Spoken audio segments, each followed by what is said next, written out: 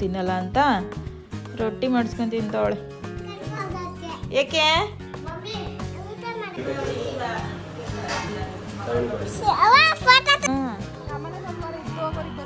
ಬಾಯ್ ಬಾಯ್.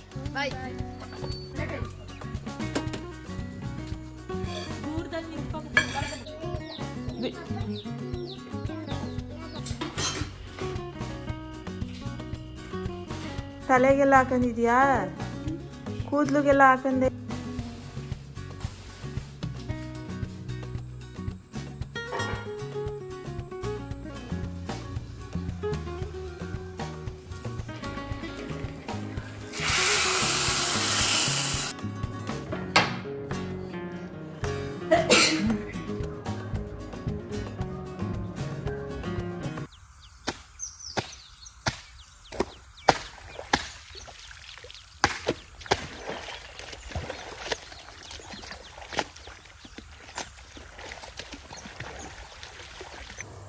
Hi, ಎಲ್ಲರೂ ಹೇಗಿದ್ದೀರಾ? ಎಲ್ಲರೂ ಚೆನ್ನಾಗಿದ್ದೀರಾ ಅಂತ ಭಾವಿಸ್ತಾ ಇವತ್ತಿನ ವಿಡಿಯೋನ ಸ್ಟಾರ್ಟ್ ಮಾಡ್ತಾ ಇದ್ದೀನಿ. ಹಾಗೆ ಯಾರೆಲ್ಲ ಈ ವಿಡಿಯೋಸ್ನ ನೋಡ್ತಿದ್ದೀರಾ ಅವರೆಲ್ಲ ದಯವಿಟ್ಟು ಸಬ್ಸ್ಕ್ರೈಬ್ ಮಾಡಿಕೊಂಡು ವಿಡಿಯೋಸ್ನ ನೋಡಿ. ಹಾಗೆ ಇದು 3 days ವಿಡಿಯೋ ಆಗಿರುತ್ತೆ. ಹಾಗೆ ಯುಗಾದಿ ಹಬ್ಬದ ವಿಡಿಯೋನು ಕೂಡ ಇದರಲ್ಲೇ ಆ್ಯಡ್ ಮಾಡಿರ್ತೀನಿ. ಸ್ವಲ್ಪ ಲೆಂತಿ ಇದೆ, ದಯವಿಟ್ಟು ಎಲ್ಲರೂ ನೋಡಿ ಅಂತ ಹೇಳ್ತಾ ಇವತ್ತಿನ ವಿಡಿಯೋನ ಸ್ಟಾರ್ಟ್ ಮಾಡ್ತಾ ಇದ್ದೀನಿ. ಬನ್ನಿ, ಇವತ್ತು ಶುಕ್ರವಾರ. ನಿನ್ನೆ ಎಲ್ಲ ನಾವು ಸಿಹಿ ಮುನಿ ಮಾಡಿದ್ವಲ್ಲ, ಹಾಗಾಗಿ ಎಲ್ಲರೂ ಒಟ್ಟಿಗೆ ಸ್ನಾನ ಮಾಡಿದ್ವಿ.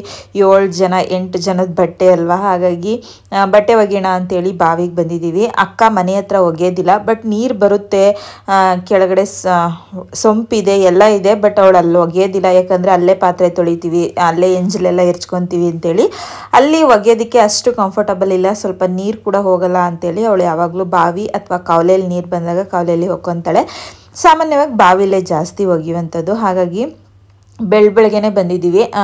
ಯಾಕಂದರೆ ನೆನ್ನೆದೇ ಸ್ವಲ್ಪ ಸಾಂಬಾರೆಲ್ಲ ಇತ್ತಲ್ವ, ಹಾಗೆ ಅಡ್ಜಸ್ಟ್ ಮಾಡ್ಕೊಳ್ಳೋಣ ಅಂತ ಹೇಳಿಬಿಟ್ಟು ಬಂದ್ವಿ ಬಟ್ಟೆ ಒಕ್ಕೊಂಡು ಹೋಗೋಣ ಅಂತ. ಹಾಗೆ ಈ ತೋಟದ ಸುತ್ತಮುತ್ತ ಸುಮಾರು ಜನ ನೆನ್ನೆ ಓದ್ ವಿಡಿಯೋದಲ್ಲೇ ಹೇಳ್ದಂಗೆ ಇವತ್ತು ಶುಕ್ರವಾರ ಆಗಿರೋದ್ರಿಂದ ಇಲ್ಲಿ ಖಾರ ಮುನಿ ಮಾಡ್ತಾಯಿದ್ರು.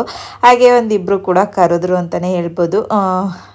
ಇವತ್ತು ನಮ್ಮೂರಲ್ಲಿ ಖಾರ ಮುನಿ ಮಾಡೋವಂಥವ್ರು ಸುಮಾರು ಜನ ಮಾಡ್ತಾ ಇರ್ತಾರೆ. ನನಗೆ ಈ ಥರ ಬಟ್ಟೆ ಒಗೆಯೋದು ಅಂದ್ರೇ ಇಷ್ಟ. ನಾವು ಈಗ ಕೈಯಲ್ಲಿ ಬಟ್ಟೆ ಒಗೆಯೋದೇ ಕಡಿಮೆ ಆಗಿಬಿಟ್ಟೈತೆ, ವಾಷಿಂಗ್ ಮಿಷಿನ್ಗೆ ಹಾಕೊತೀವಿ. ಅಂದರೆ ದೊಡ್ಡ ದೊಡ್ಡ ಬೆಡ್ಶೀಟ್ಗಳೆಲ್ಲ ಕಾವಲಲ್ಲಿ ಅಥವಾ ಈ ಥರ ಕೆರೆ ಕಟ್ಟೆಗಳಲ್ಲಿ ಒಗೆದ್ರೆ ಚೆಂದ ಅಂತಲೇ ಅನಿಸುತ್ತೆ. ಹಾಗೆ ಇಬ್ಬರು ಕೂಡ ಬಟ್ಟೆ ಹೊಕ್ಕೊಂಡು ಮನೆಗೆ ಹೊಡ್ತೀವಿ. ಬಟ್ಟೆ ಹೊಕ್ಕೊಂಡು ಮನೆಗೆ ಹೋಗ್ತಾ ಇದ್ದೀವಿ.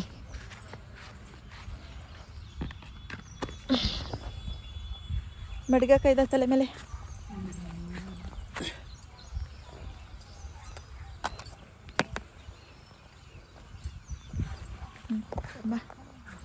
ಬಟ್ಟೆ ಒಕ್ಕೊಂಡು ಮನೆಗೆ ಬಂದರೆ ಶ್ರಾವಣಿಗೆ ಜ್ವರ ಬಂದ್ಬಿಟ್ಟೈತಂತೆ. ಅದಕ್ಕೆ ಅವಳು ಅನ್ನ ಸಾಂಬಾರು ತಿನ್ನಲ್ಲ ಅಂತ ರೊಟ್ಟಿ ಮಾಡಿಸ್ಕೊಂಡು ತಿಂತವಳೆ. ರೊಟ್ಟಿ ನೆನ್ನೆ ಟೊಮೊಟೊ ಗೊಜ್ಜು ಅಲ್ವಾ ಶ್ರಾವಣ್ಯ? ಗಂಟ್ಲು ಕೆರ್ತಾನ ಜ್ವರನ? ಜ್ವರ ಗಂಟ್ಲು ಕೆರ್ತ. ನಡಿ ಇವತ್ತು ಊರಿಗೆ ಹೋಗೋಣ, ಮೈಸೂರಿಗೆ. ಬರಲ್ವಪ್ಪ? ಹಂಗಾರೆ ನಾನು ಹೋಗಿರ್ತೀನಿ, ನೀನು ಇದ್ಬಾ ರಜೆ ಮುಗಿಸ್ಕೊಂಡು. ಅದು ಆಗಲ್ಲ, ಕೂತ್ಕೋ ವಿಡಿಯೋದು ಬರಲ್ವ ನೀನು? ಹಂಗಾರೆ ಇವತ್ತು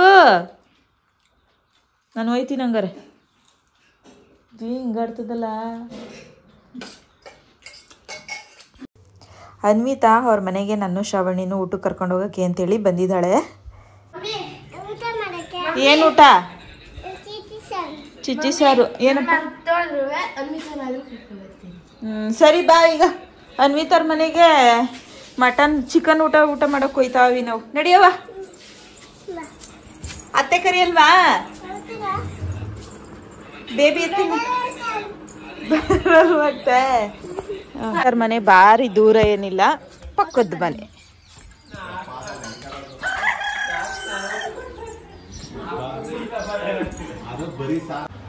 ಜಯಕರ್ ಮನೆಗೆ. ಓ, ಅಕ್ಕನ ಮಗ. ನನ್ನ ತಮ್ಮ ಹೇಳ್ತಾ ಇದ್ನಲ್ಲ ನೀನು ಒಬ್ಬಳೇ ಅಕ್ಕನ ಮಗಳು ಅಂತ. ಹಂಗಾಗಿ ಅವನಿಗೆ ತಂದೆ ಮನೆ ಕಡೆ ಸೈಡಲ್ಲಿ ನಾವು 4 ಜನ ದೊಡ್ಡಪ್ಪ ಚಿಕ್ಕಪ್ಪನ ಮಕ್ಳು ಇರುವಂಥದ್ದು. ಅದರಲ್ಲಿ ನಮ್ಮ ಶ್ರಾವಣಿ ಒಬ್ಬಳೇ ಹುಡುಗಿ. ನೀನು ಇದ್ದವ್ರಿಗೆಲ್ಲ ಗಂಡು ಮಕ್ಕಳಾಗಿರೋದ್ರಿಂದ ಅಕ್ಕನ ಮಗಳು ನೀನು ಒಬ್ಬಳೇನೆ ಬಾ ಅಂತೇಳಿ ರೇಗಿಸ್ತಾ ಇದ್ದ. ಹಾಗೆ ಇವರು ನಮ್ಮ ಚಿಕ್ಕಪ್ಪ, ಇವರು ನನಗೆ 2ನೇ ಚಿಕ್ಕಪ್ಪ. ನಮ್ಮ ಅಪ್ಪಂಗೆ 3 ಜನ ಅಕ್ಕ ತಂಗಿಯರು, ನಿನ್ನ 3 ಜನ ತಮ್ಮಂದಿರು. ನಮ್ಮ ಅಪ್ಪನೇ ದೊಡ್ಡವರು, ಅದರಲ್ಲಿ ಇವರೊಬ್ಬರೇ ಚಿಕ್ಕಪ್ಪ ಇರುವಂಥದ್ದು. ಅತ್ತೆದಿರು ಎಲ್ಲರೂ ಇದ್ದಾರೆ. ನಿನ್ನ ಚಿಕ್ಕಪ್ಪದಿರಲ್ಲಿ ಇವರೊಬ್ಬರು ನಮ್ಮಪ್ಪನೂ ಸೇರಿಸಿ ಡೆತ್ ಆದರು ಅಂತಲೇ ಹೇಳ್ಬೋದು. ನಮ್ಮಪ್ಪ ತೀರೋಗಿ ಒಂದು 4 ವರ್ಷನೇ ಆಯಿತು ಅಂತಲೇ ಹೇಳ್ಬೋದು. ನಿನ್ನ ಇವರೊಬ್ಬರು ಚಿಕ್ಕಪ್ಪನೇ, ಅದು ನಮ್ಮನೆ ಪಕ್ಕದಲ್ಲೇ ಇರುವಂಥದ್ದು. ಹಾಗಾಗಿ ಊಟಕ್ಕೆ ಅಂತೇಳಿ ಬಂದಿದ್ದೆ. ಇವಳು ಎಲ್ಲ ರೆಡ್ ಕಲರ್ ಡ್ರೆಸ್ಸು ನಮ್ಮ ಚಿಕ್ಕಪ್ಪನ ಮಗಳು.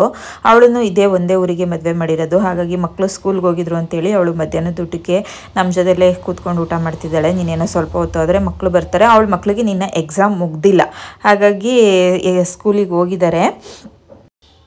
ನೀನು ಆಂಟಿಯರ ಮನೇಲಿ ಚಿಕನ್ ಸಾಂಬಾರು, ಚಿಕನ್ ಚಾಪ್ಸ್ ಎಲ್ಲ ಮಾಡಿದರು. ಊಟ ಮಾಡಿದ್ವಿ. ಅಂದರೆ ಅನ್ವಿತಾ ನಾನು ವಿಡಿಯೋ ಮಾಡ್ತೀನಿ ಅಂತೇಳಿ ಹಠ ಮಾಡ್ತಿದ್ಲು ಅಂತೇಳಿ ಅವಳ ಕೈಗೆ ಜಾಸ್ತಿ ಮೊಬೈಲ್ ಕೊಡಲಿಲ್ಲ, ಎತ್ತಾಕ್ಬಿಡ್ತಾಳೆ ಅನ್ನೋ ಭಯಕ್ಕೆ. ಹಾಗೆಯೇ ಊಟ ಎಲ್ಲ ಆದಮೇಲೆ ನನ್ನ ತಂಗಿ ಮಕ್ಕಳು ಕೂಡ ಅಲ್ಲಿಗೆ ಬಂದಿದ್ದರು ಮನೆ ಹತ್ರಕ್ಕೆ. ಅವರು ಕೂಡ ಊಟ ಮಾಡಿಕೊಂಡ್ರು, ಮಾತಾಡಿಕೊಂಡು ಸ್ವಲ್ಪ ಹೊತ್ತು ಕೂತಿದ್ವಿ. ಅವರಿಗೆ ನಿನ್ನ 2 ಎಕ್ಸಾಮ್ ಇರೋ ಕಾರಣ ಅವರು ಕರ್ಕೊಂಡು ಹೋಗ್ತಿದ್ದಾಳೆ. ಎಕ್ಸಾಮ್ ಐತೆ, ಇಲ್ಲಿ ಜಾಸ್ತಿ ಆಟ ಆಡ್ತಾರೆ ಅಂತ. ಅವರು ಶ್ರಾವಣ್ಯ ಮತ್ತು ನಮ್ಮ ಅಕ್ಕನ ಮಗನ ಇನ್ನೊಬ್ಬ ಹಾಸ್ಟೆಲಿಂದ ಬಂದಿದ್ದಾರಲ್ವ, ಹಾಗಾಗಿ ಆಟ ಆಡಿದ್ದಕ್ಕೆ ಅಂತೇಳಿ ಬಂದ್ಬಿಡ್ತಾರೆ. ಬಟ್ ಎಕ್ಸಾಮ್ ಮುಗ್ದಿಲ್ಲ ಅಂತೇಳಿ ಕರ್ಕೊಂಡು ಹೋಗ್ತಾ ಇದ್ಲು. ಇನ್ನು ಅವರು ಹೋದ್ಮೇಲೂ ನಾನು ನಿನ್ನ ಸ್ವಲ್ಪ ಹೊತ್ತು ಅಲ್ಲೇ ಕೂತಿದ್ದೆ. ಅಲ್ಲೇ ಕೂತಿದ್ದಕ್ಕೆ ಟೀ ಎಲ್ಲ ಮಾಡಿದ್ರು. ಸಂಜೆನೇ ಆಗಿತ್ತಲ್ವ, ಹಾಗಾಗಿ ಟೀ ಮಾಡಿದ್ರು. ಟೀ ಕುಡ್ಕೊಂಡು ಹಾಗೆ ನನ್ನ ತಮ್ಮನ ಫ್ರೆಂಡ್ ಜೊತೆ ನಮ್ಮ ಆಂಟಿ ಮತ್ತು ನನ್ನ ತಮ್ಮನ ಹೆಂಡತಿ, ನಮ್ಮ ಅನ್ವಿತಾ ಎಲ್ಲರ ಜೊತೆನೂ ಮಾತಾಡ್ಕೊಂಡು ಸ್ವಲ್ಪ ಹೊತ್ತು ಅಲ್ಲೇ ಕೂತ್ಕೊಂಡು ಟೈಮ್ ಸ್ಪೆಂಡ್ ಮಾಡ್ಕೊಂಡು ಬಂದ್ವಿ. ನೀನು ರಾತ್ರಿ ಊಟಕ್ಕೆ ನಮ್ಮ ಅಕ್ಕ ಅವರು ಎಲ್ಲರ ಮನೆಗೂ ಒಬ್ಬೊಬ್ರು ಹೋಗಿದ್ರು. ಮಧ್ಯಾಹ್ನ ಯಾರೂ ಹೋಗಿರಲಿಲ್ಲ ಅಲ್ಲ, ಅಂದರೆ ಖಾರ ಮುನಿ ಮಾಡಿರ್ತಾರಲ್ಲ, ಅವರು ಕರೆದಿರ್ತಾರಲ್ವ, ಅವ್ರ ಮನೆಗಳಿಗೆ ಹೋಗಿದ್ರು. ನನಗೆ ಮತ್ತು ಬಾವಂಗೆ ನಮ್ಮ ಮನೆ ಪಕ್ಕ ಜಯಕಾಂತ್ ಇದ್ದಾರೆ, ಅವರು ನಾವು ಇಬ್ಬರು ಎಲ್ಲೂ ಹೋಗಲಿಲ್ಲ ಅಂತೇಳಿ ನಮ್ಮ ಮನೆಗೆ ಪಾರ್ಸಲ್ ಕೊಟ್ಟಿದ್ರು. ಇನ್ನು ಶ್ರಾವಣ್ಯನು ಎಲೆ ಹಾಕೊತೀನಿ ಅಂತೇಳಿ ಅದಕ್ಕೆ ಸುಣ್ಣ ಅಡಿಕೆ ಏನೂ ಹಾಕ್ತೇನೆ ಬರೀ ಸಕ್ಕರೆ ಹಾಕ್ಕೊಂಡು ತಿಂತಾಯಿದ್ಲು. ತಿಂದಾದ್ಮೇಲೆ ನಮ್ಮದು ರೆಡ್ ಆಯ್ತಾ ಅಂತ ಕೇಳ್ತಿದ್ಲು. ಬಟ್ ರೆಡ್ ಆಗೋದು ಸುಣ್ಣದಿಂದ ಅಲ್ವಾ. ಒಂದೊಂದ್ಸಲ ಅಪರೂಪಕ್ಕೆ ಎಲೆ ಅಡಿಕೆ ಹಾಕೊಳ್ಳುವಾಗ ಸುಣ್ಣ ಒಂಚೂರು ಜಾಸ್ತಿ ಆದ್ರೂ ಕೂಡ ಇದು ನಾಲ್ಗೆ ಎಲ್ಲ ಸುಟ್ಟೋದ್ರ ರೀತಿ ಆಗಿಬಿಡುತ್ತೆ. ನನಗೆ ಎಷ್ಟೊಂದು ಸಲ ಈ ಥರ ಎಕ್ಸ್ಪೀರಿಯೆನ್ಸ್ ಆಗಿದೆ ಸುಣ್ಣ ಜಾಸ್ತಿ ಹಾಕ್ಕೊಂಡು. ಅದಕ್ಕೆ ನಾನು ನಮ್ಮ ಅಕ್ಕನ ಕೈಯಲ್ಲೇ ಹಾಕಿಸ್ಕೊತಾ ಇದ್ದೆ. ಸುಣ್ಣ ಹಾಕಿಲ್ವಾ? ಅಡಿಕೆನೂ ಹಾಕಿಲ್ಲ, ಸುಣ್ಣನೂ ಹಾಕಿಲ್ಲ ಅವಳಿಗೆ. ನಂದು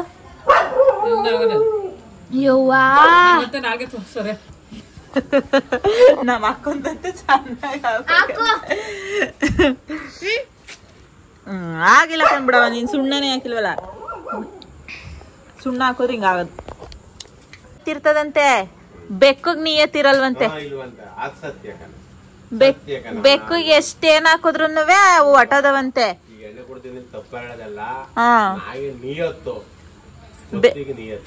ಬೆಕ್ಕಗ್ ನಿಯತ್ತಿಲ್ವಂತೆ.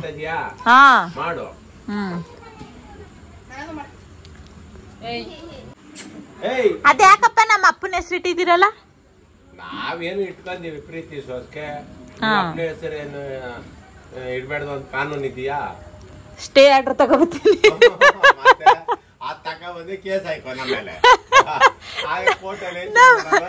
ನಮ್ಮ ಅಪ್ಪನ ಹೆಸರು ಇಕ್ಕವ್ರ ನಾಯಿಗೆ ಅಂತ ನಾವ್ ಕೇಳೋದ್ ಗೊತ್ತಾ? ನೀನು ಕೇಸ್ ಹಾಕೋ, ತಗಬಾ, ಅಪ್ಪನಿ ಸೆಟ್ ಬಿಟ್ಟವ್ರೆ ನಾಯಿಗೆ ಅಂತ. ಆಮೇಲೆ ಏನಾದ್ರು ಅದ್ ನೋಡ್ಕೊಳ್ವಾ. ಬೇಕಾದ್ರೆ ಇಡುವಂಗಿಲ್ಲ ಅಂದಾಗ ಕೇಸ್ ನಮ್ಗೆ ದಂಡ ಇದಿಸ್ತೀವಿ, ಜೈಲ್ಗೆ ಹೋಗ್ತೀವಿ. ಜೈಲ್ಗೆಲ್ಲ ಬೇಡ ಬಾಪ.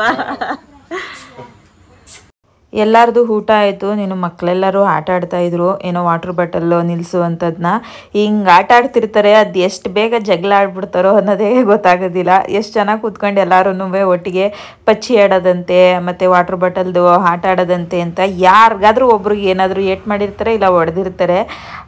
ಎಷ್ಟು ಜಗಳ ಆಡ್ತಾರೋ ಅಷ್ಟೇ ಬೇಗನೂ ಒಂದಾಯ್ತಾರೆ ಅಂತಲೇ ಹೇಳ್ಬೋದು. ಯವ್ವ ಏನು ಆಟ ಆಡಿರವ ನೀವು? ಅನ್ವಿತಾ ಬಾಯ್. ನೀನು ಬೆಳಗ್ಗೆ ಅನ್ವಿತಾ ಅವ್ರ ಮನೇಲಿ ಒಂದು ಸೀಮೆ ಕರು ಹಾಕಿತ್ತು, ಅದನ್ನ ತೋರಿಸ್ತೀನಿ ಬಾತೆ ಅಂತೇಳಿ ಕರ್ಕೊಂಡು ಹೋಗ್ತಿದ್ದಾಳೆ. ಬಾ ನೋಡಕ್ಕೆ ಅಂತ ಅಂದ್ಬಿಟ್ಟು ಬಂದ್ರೆ ತೋರ್ಸಕ್ ಕಷ್ಟ ಅಲ್ವಾ ನಿಂಗೆ?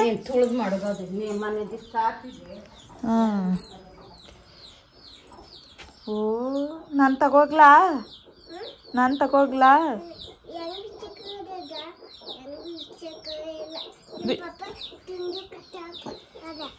ಬಿಚ್ಕೊಂಡ್ ತಕೊಯ್ತೀನಿ ನಾನು ನಮ್ಮೂರಿಗೆ.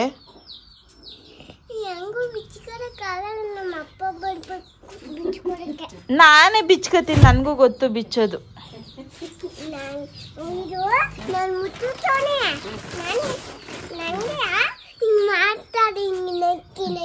ಈಗ ನಾನು ತಕೋಗನೆ ಹೇಳು,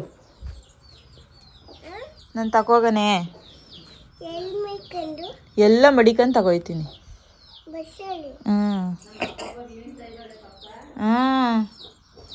ಇನ್ನು ಬೆಳಗ್ಗೆ ತಿಂಡಿಗೆ ಅಕ್ಕ ಹಿತ್ಕಿದ ಬೇಳೆ ಸಾಂಬಾರಿಗೆ ಮೊಟ್ಟೆ ಹಾಕಿ ಹಾಗೆ ಪೂರಿ ಕೂಡ ಮಾಡಿದರು.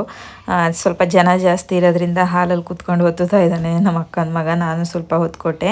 ಹಾಗೆ ಇವಾಗ ರೆಡಿಯಾಗಿ ನಾವು ಊರಿಗೆ ಹೋಗೋಣ ಅಂತ. ನಾಳೆ ಯುಗಾದಿ ಹಬ್ಬ ಇದೆಯಲ್ವ, ಹಾಗಾಗಿ ಮೈಸೂರಿಗೆ ಬರೋಣ ಅಂತೇಳಿ ರೆಡಿಯಾಗಿ ಹೊರಟಿದ್ದೀನಿ. ನಾನು ಶುಕ್ರವಾರನೇ ಹೊರಡೋಣ ಅಂತ ಅಂದ್ಕೊಂಡೆ, ಬಟ್ ಶ್ರಾವಣಿಗೆ ಸ್ವಲ್ಪ ಹುಷಾರು ಜ್ವರ ಇದ್ದಿದ್ದರಿಂದ ಅವಳು ಬೇಡ ಅಂತ ಹೇಳಿದ್ಲಲ್ಲ ಅಂತೇಳಿ ಬರಲಿಲ್ಲ.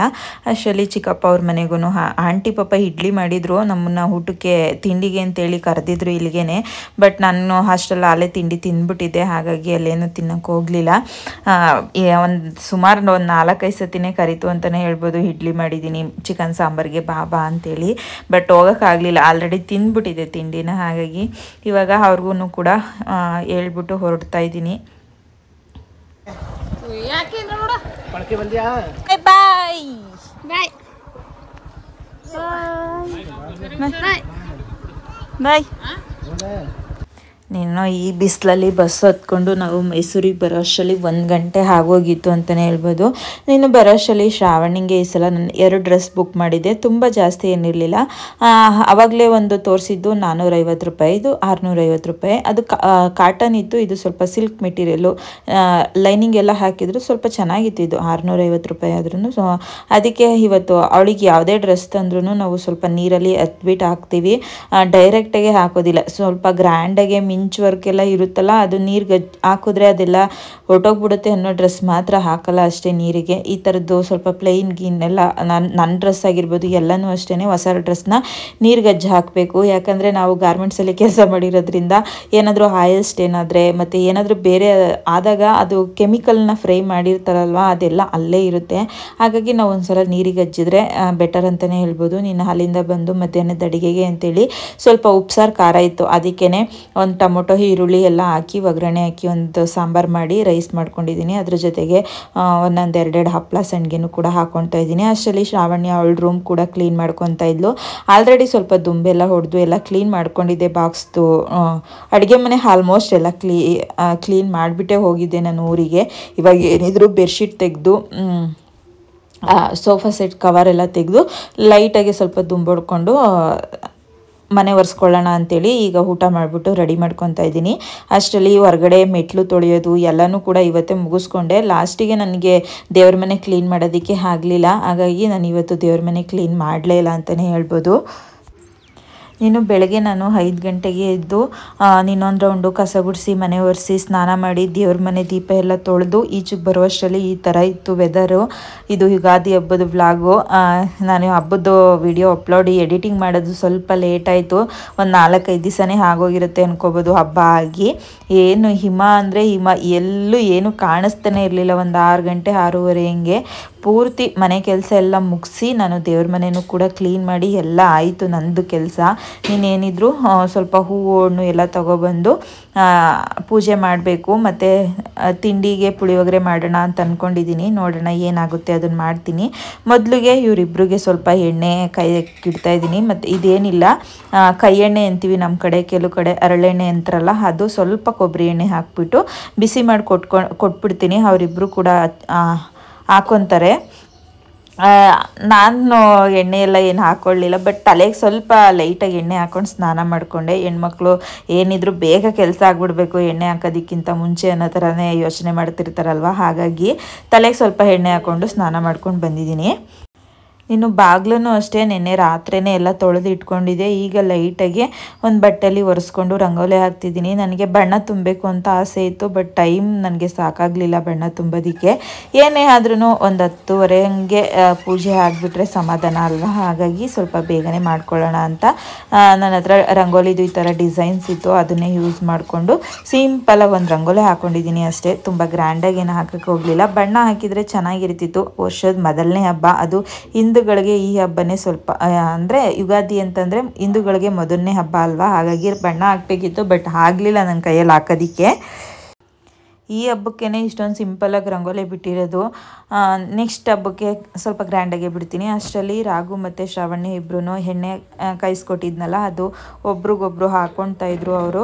ಅಷ್ಟರಲ್ಲಿ ನಾನು ಮನೆಗೆ ಬೇವು ಮತ್ತು ಮಾವಿನ ಸೊಪ್ಪು ಏನು ತಂದಿರಲಿಲ್ಲ. ಹಾಗಾಗಿ ಬಾಳೆಹಣ್ಣು, ತೆಂಗಿನಕಾಯಿ ಎಲ್ಲ ಬೇಕಿತ್ತು. ಹಾಗಾಗಿ ನಾನೇ ಹೋಗಿ ತೊಗೊಬರೋಣ ಅಂತೇಳಿ, ನಿನ್ನ ಅವರು ಈಗ ಎಣ್ಣೆ ಹಾಕ್ಕೊಂಡಿದ್ದಾರೆ, ಅದನ್ನು ಸ್ನಾನ ಮಾಡಿ ಅವ್ರು ಹೋಗಿ ತೊಗೊಬರೋದಕ್ಕೆ ಆಗುತ್ತೆ ಅಂತೇಳಿ ನಾನೇ ಹೊರಡ್ತಿದ್ದೀನಿ ತೊಗೊಂಬರೋಣ ಅಂತೇಳಿ. ಏನಿಲ್ಲ, ಇಲ್ಲೇ JP ನಗರ ಅಲ್ವಾ, 1-1.5 ಕಿಲೋಮೀಟರ್ ಅಷ್ಟೇ. ಹಾಗಾಗಿ ಹೋಗ್ತಿದ್ದೀನಿ. ನೋಡಿ, ಶ್ರಾವಣಿ ಆಲ್ರೆಡಿ ಎಣ್ಣೆ ಹಾಕೊಂಡು ನಿಂತಿದ್ದಾಳೆ.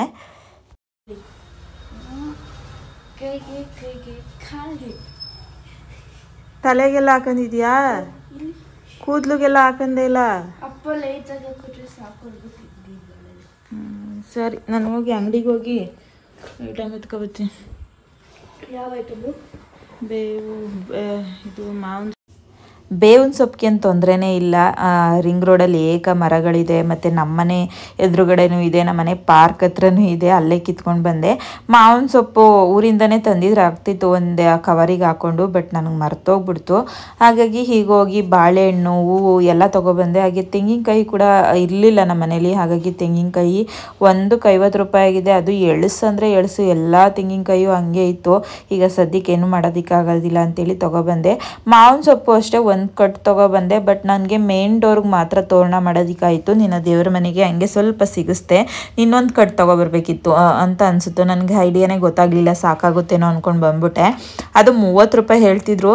ನೀನೊಂದು ಕಟ್ ತೊಗೊಬಂದಿದ್ರೆ ದೇವ್ರ ಮನೆಗೆ ತೋರಣಕ್ಕೂ ಹಾಕ್ತಿತ್ತು. ಇರಲಿ, ಹೆಂಗೋ ಅಡ್ಜಸ್ಟ್ ಮಾಡ್ಕೊಂಡು ಮಾಡಿದ್ರಾಯ್ತದೆ ಅಂತೇಳಿ ತೊಗೊಂಡು ಬಂದಿದ್ದೀನಿ. ಈಗ ತೋರಣ ಮಾಡ್ಕೊತಾ ಇದ್ದೀನಿ.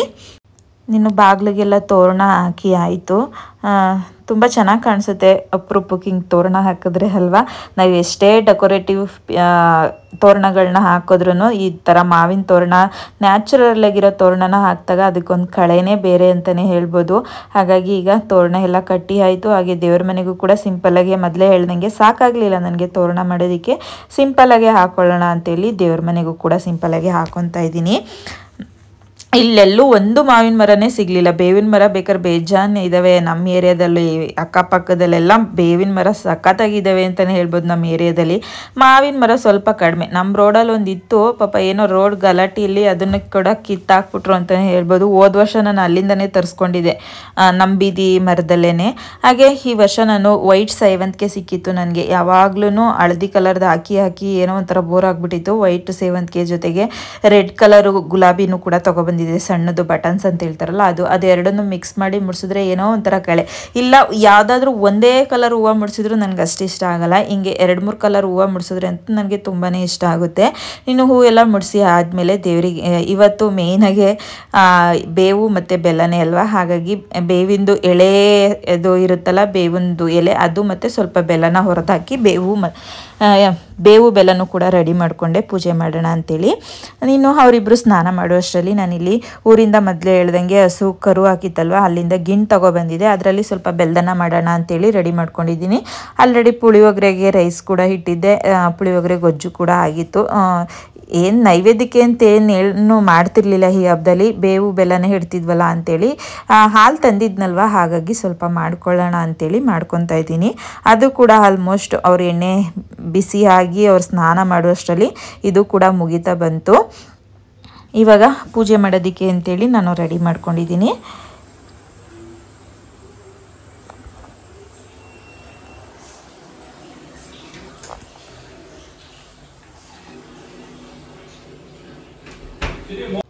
ನಾವುಗಳೇನು ಮಾಮೂಲಿ ಡೈಲಿ ಪೂಜೆ ಮಾಡ್ತೀವಲ್ಲ, ಅದಕ್ಕೆ ಸ್ವಲ್ಪ ಎಕ್ಸ್ಟ್ರಾ ಬಾಳೆಹಣ್ಣು ತೆಂಗಿನಕಾಯಿ ಇಟ್ಟಿರ್ತೀವಿ ಅಷ್ಟೇ. ನಾವು ಏನೋ ಮಂತ್ರ ಹೇಳೋದಾಗಿರ್ಬೋದು, ಸುಮಾರು ಹೊತ್ತು ದೇವ್ರ ಮನೆಯಲ್ಲಿ ಕೂರೋದಾಗಿರ್ಬೋದು, ಆ ಥರ ಎಲ್ಲ ಏನು ಮಾಡೋದಿಲ್ಲ. ನಾನು ಸಿಂಪಲಾಗೇ ಪೂಜೆ ಮಾಡ್ತೀನಿ. ಅದರಲ್ಲಿ ಇವತ್ತು ಹಬ್ಬ ಅಲ್ವಾ, ಹಾಗಾಗಿ 2 ತುಪ್ಪದ ದೀಪ ಹಚ್ಚೋಣ ಅಂತೇಳಿ ತುಪ್ಪದ ದೀಪನೂ ಕೂಡ ಹಚ್ಕೊಂಡೆ. ತುಂಬ ಚೆನ್ನಾಗಿ ಅನ್ನಿಸ್ತು ಪೂಜೆ ಅಂತೂ. ಅದರಲ್ಲೂ ಇವತ್ತು ಬೆಳಗ್ಗೆ ಬೇಗನೆ ಇದ್ದು ಎಲ್ಲ ಕೆಲಸ ಮುಗಿಸ್ಕೊಂಡೆ ಅನ್ನೋದೊಂದು ಖುಷಿ. ಬೇಗನೆ ಆಯಿತು ಪೂಜೆ ಅಂತ. ಈಗ ಪೂಜೆ ಮಾಡ್ಕೊತಾ ಇದ್ದೀನಿ.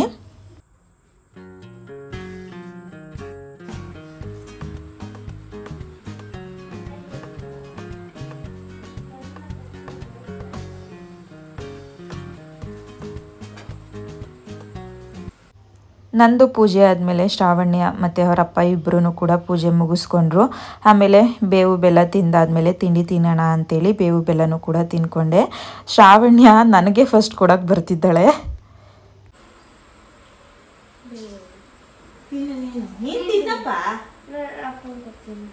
ಬಾಯಿಲಿ ಅವ್ರವ್ರು ತಕ ತಿಂತಾರೆ, ಅವ್ರಿಗೆ ಏನು ಬೇಕಾದ ನೀನು ತಿಕ್ಕೋತೀನಿ.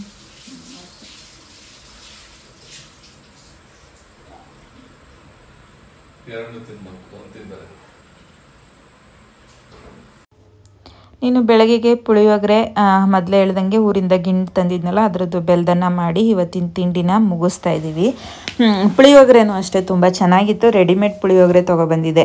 ಪುಳಿಯೋಗರೆ ಪೌಡರ್ನ ಅದನ್ನ ಹಾಕಿ ಮಾಡ್ಕೊಂಡಿದ್ದೆ. ಏನು ಸಿಂಪಲ್ ಅಲ್ವಾ, ಅದೇನು ಜಾಸ್ತಿ ಕೆಲಸ ಹಿಡಿಯಲ್ವಲ್ಲ. ಹಾಗಾಗಿ ಹಿಂಗೆ ಹಬ್ಬಗಳ ಟೈಮಲ್ಲಿ ಸ್ವಲ್ಪ ಪುಳಿಯೋಗರೆ, ಚಿತ್ರಾನ್ನ ಅಥವಾ ದೋಸೆ, ಇಡ್ಲಿ ಈ ಥರದೇ ಚೆಂದ ಅನಿಸುತ್ತೆ. ಈ ಪಲಾವ್ ಎಲ್ಲ ಸ್ವಲ್ಪ ಟೈಮ್ ಹಿಡಿಯುತ್ತೆ. ಹಾಗಾಗಿ ನಾನು ಪುಳಿಯೋಗರೆ ಮಾಡಿಕೊಂಡೆ. ನಿನ್ನ ಮಧ್ಯಾಹ್ನಕ್ಕೆ ನಾನು ಶ್ರಾವಣಿ ಇಬ್ಬರೇ ಇದ್ದಿದ್ದರಿಂದ ಸ್ವಲ್ಪ ಬೆಳಗ್ಗೆ ಮಾಡಿದ ತಿಂಡಿನೇ ಇತ್ತು.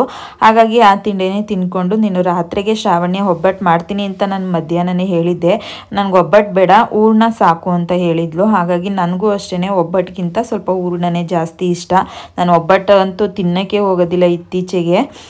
ಈಗ ಒಬ್ಬಟ್ಟು ಸಾಂಬಾರು ಕೂಡ ಮಾಡಿದೆ, ಹಂಗೆ ಒಗ್ಗರಣೆ ಕೂಡ ಹಾಕೊತಾ ಇದ್ದೀನಿ. ಇದ್ರ ರೆಸಿಪಿ ತೋರಿಸೋಣ ಅಂದ್ಕೊಂಡೆ ಸಾಂಬಾರ್ದು, ಬಟ್ ವಿಡಿಯೋ ರೆಕಾರ್ಡಿಂಗೇ ಆಗಿರಲಿಲ್ಲ, ಸುಮಾರು ವಿಡಿಯೋ. ಹಾಗಾಗಿ ಯಾವುದು ತೋರಿಸೋದೇ ಬೇಡ ಅಂತೇಳಿ ಲಾಸ್ಟಿಗೆ ಒಗ್ಗರಣೆ ಹಾಕೊತಾ ಇದ್ದೀನಿ. ನಮ್ಮಿಬ್ಬರಿಗೆ ಹೂರ್ಣ, ಶ್ರಾವಣಿಗೆ ನನಗೂ ಹೂರ್ಣನೇ ಇಷ್ಟ. ಒಬ್ಬಟ್ಟು ತಟ್ಟಿ ಮಾಡಿರೋದಕ್ಕಿಂತ ಹೂರ್ಣನೇ ಜಾಸ್ತಿ ಇಷ್ಟಪಡ್ತೀವಿ. ಹಾಗಾಗಿ ಇದಾಗಿತ್ತು ನಮ್ಮಿಬ್ರದ್ದು ಹಬ್ಬದ ಊಟ ಅಂತಲೇ ಹೇಳ್ಬೋದು. ಈಗ ನಾನು ಶ್ರಾವಣ್ಯ ಇಬ್ಬರು ಊಟ ಮಾಡಿಕೊಂಡು ಇವತ್ತಿನ ವಿಡಿಯೋನ ಇಲ್ಲಿಗೆ ಮುಗಿಸ್ತಿದ್ದೀನಿ. ಹಾಗೆ ಯಾರೆಲ್ಲ ಈ ವಿಡಿಯೋಸ್ನ ನೋಡ್ತಿದ್ದೀರಾ ಅವರೆಲ್ಲ ದಯವಿಟ್ಟು ಸಬ್ಸ್ಕ್ರೈಬ್ ಮಾಡಿಕೊಂಡು ವಿಡಿಯೋಸ್ನ ನೋಡಿ, ಹಾಗೆ ಬೆಲ್ ಐಕನ್ನ ಕ್ಲಿಕ್ ಮಾಡಿ, ಸಪೋರ್ಟ್ ಮಾಡಿ, ಶೇರ್ ಮಾಡಿ ಅಂತ ಕೇಳ್ತಾ ಇವತ್ತಿನ ವಿಡಿಯೋನ ಇಲ್ಲಿಗೆ ಮುಗಿಸ್ತಾ ಇದ್ದೀನಿ. Thank you.